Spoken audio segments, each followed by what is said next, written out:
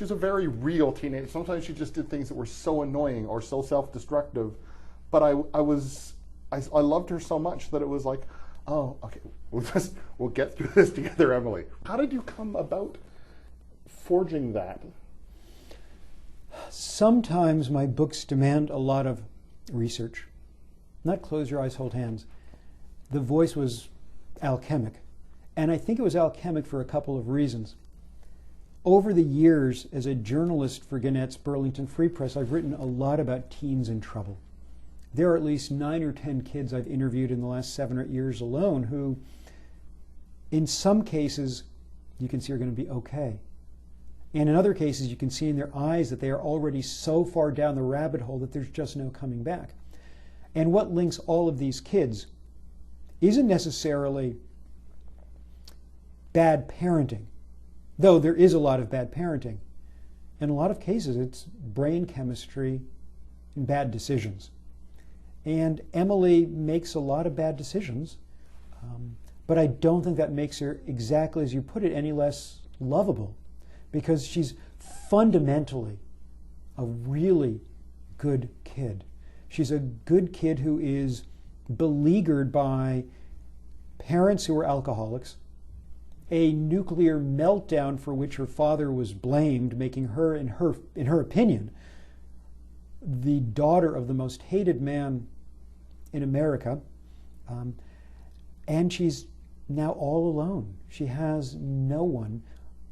But when I knew that this kid is just amazing to me, was when she's protective of Cameron, this 9-year-old foster child who's run away.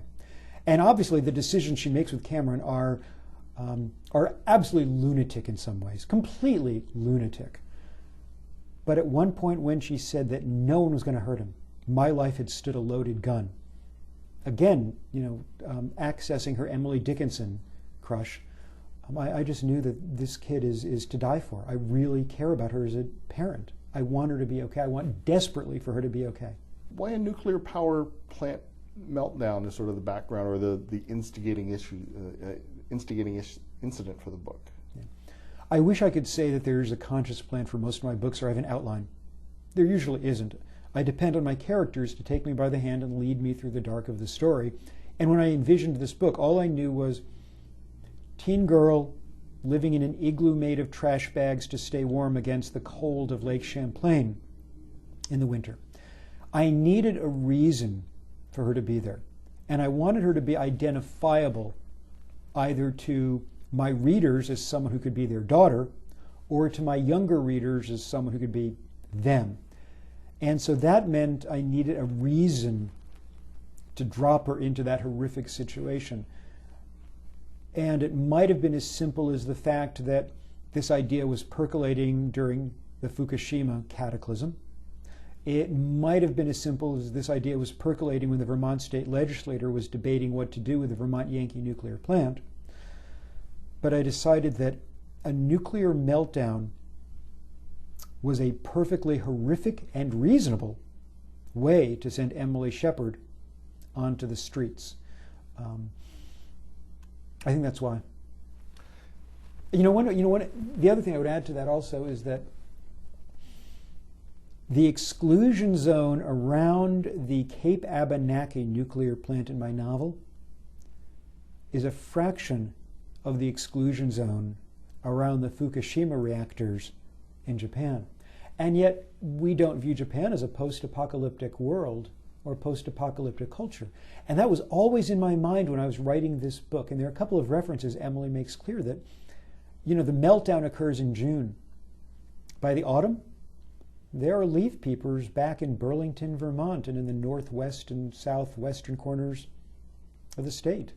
And she's wondering in Los Angeles, do people even care? Do people even think about it? A middle-aged man would seem ill-equipped to crawl into the skin of a 16, 17-year-old girl. When my daughter Grace read the first draft of this book, she said something to me that was spot on. She said, "Dad, take this as a compliment, because I mean it that way. But I think your sweet spot as a novelist is seriously messed up young women." She's right. Because it's so central to the book, I'm not going to ask about the title, other than I'm sometimes titles are put on books by marketing departments. This is your title, I know. It is. And here's what I love about the title, without revealing what it means. The epigraph from the novel is one of Emily Dickinson's quotes, "Tell all the truth, but tell it slant." And Emily Shepard thinks like that. So here's what she shares about the title she's given to her memoir, Close Your Eyes, Hold Hands. It sounds like something that'll be on the front of a birthday card or a greeting card or an anniversary card. Imagine a couple holding hands, Emily Shepard says, and jumping off a dock in a beautiful August sunny day into a perfect pond or lake somewhere. But the truth is, the origins of Close Your Eyes, Hold Hands are much darker, much more horrific, as is so much of Emily's story. Your daughter's right. You do have a thing for getting into the heads of... Seriously messed up Shepard? Yeah. Yeah, I guess. Thank you so much for sharing Emily Shepard with me. Well, thank you for your enthusiasm for her and for getting her so well. I'm really grateful. The book is Close Your Eyes, Hold Hands. It's a novel. I've been speaking with the author, Chris Bohjalian, and Close Your Eyes, Hold Hands, published by Doubleday Canada.